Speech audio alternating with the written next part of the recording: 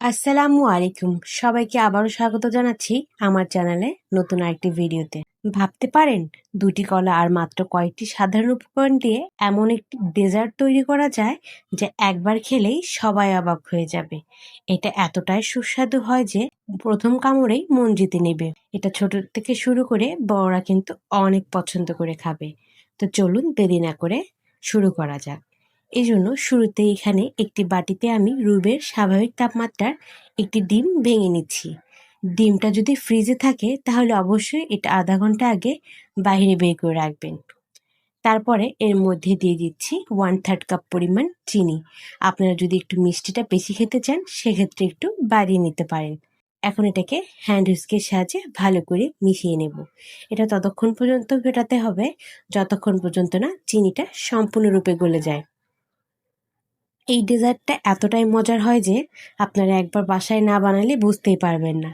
এটা ছোটরা যেমন পছন্দ করে খাবে, বড়রাও কিন্তু অনেক মজা করে খাবে। ভালো করে মেশানো হয়ে গিয়েছে, দেখতে পাচ্ছেন চিনিও কিন্তু সম্পূর্ণরূপে গলে গিয়েছে। এ পর্যায়ে আমি দিয়ে দিচ্ছি এখানে 1/4 কাপ পরিমাণ রান্নার তেল। তারপর এখানে দিয়ে দিচ্ছি 1 চামচের মতো মিল্ক ইমালশন বা এসেন্স।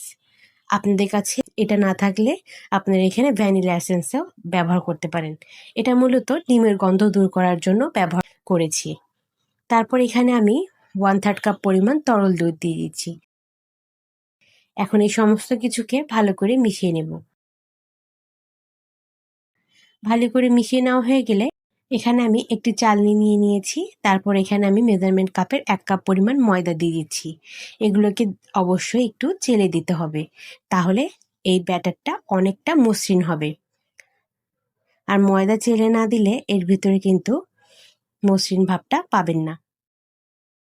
তারপরে দিয়ে দিচ্ছি আমি 1 টেবিল চামচ পরিমাণ কোকো পাউডার। এখানে আমি মালয়েশিয়ান কোকো পাউডারটা ব্যবহার করেছি। আপনারা যে কোনো ব্র্যান্ডের ভালো মানের কোকো পাউডার ব্যবহার করতে পারেন। তারপর এখানে হাফ চামচের মতো বেকিং পাউডার দিয়ে দিয়েছি। এগুলোকে সব কিছুকে আবারও চেলে নিচ্ছি। এখন এই সমস্ত শুকনো উপকরণগুলোকে ভালো করে মিশিয়ে নেব। অবশ্যই একটু ভালো করে মিশিয়ে নিতে হবে যাতে করে কোনো প্রকার ময়দা দলা ভাবটা না থাকে।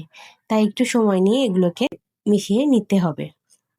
ভিডিও এ পর্যায়ে এসে যারা এখন একটি লাইক দেননি সবার কাছে অনুরোধ, প্লিজ ভিডিওটিতে লাইক দিয়ে ভিডিও দেখা কন্টিনিউ করবেন। ভালো করে মিশিয়ে নেওয়া হয়ে গেলে এখন এটাকে একটি পাশে রেখে দিচ্ছি। এদিকে আমি এখানে দুটো সাগর কলা নিয়েছি। এখন এই সাগর কলা দুটোর দুই পাশ থেকে কেটে নেব। কেটে নেওয়া হয়ে গেলে এই কলাটির মাঝখানে বরাবর কেটে নিচ্ছি। তারপর এটাকে খোসা ছাড়িয়ে নেব। একইভাবে আমি এটাকেও মাঝখান থেকে কেটে নেব। মাঝখান থেকে কেটে অর্ধেক করে নিচ্ছি। তারপরে এটাকেও খোসা ছাড়িয়ে নিচ্ছি। খোসা ছাড়ানো হয়ে গিয়েছে, এখন চলে যাচ্ছি মূল রান্নায়। এজন্য চুলায় একটি প্যান বসিয়ে দিয়েছি। এখন এর মধ্যে আমি 1 টেবিল চামচ পরিমাণ ঘি দিয়ে দিচ্ছি। ঘিটা গলে গেলে এখন এর মধ্যে আমি 1 টেবিল চামচ পরিমাণ চিনি দিয়ে দিচ্ছি। এখন এই ঘির সাথে চিনিটাকে একটু ভালো করে মিশিয়ে নিব। চিনিটা গলে গেলে এ পর্যায়ে আমি সেই কেটে রাখা কলার টুকরোগুলো এখানে এই প্যানের ভিতর সুন্দর মতো সাজিয়ে দিচ্ছি। আপনারা আপনাদের পছন্দ মতো এটাকে সাজিয়ে নিতে পারেন বা আপনারা ছোট ছোট টুকরো করেও এখানে কিন্তু দিতে পারেন। এ পর্যায়ে চুলার আঁচটা কিন্তু মিডিয়াম লোতে থাকবে।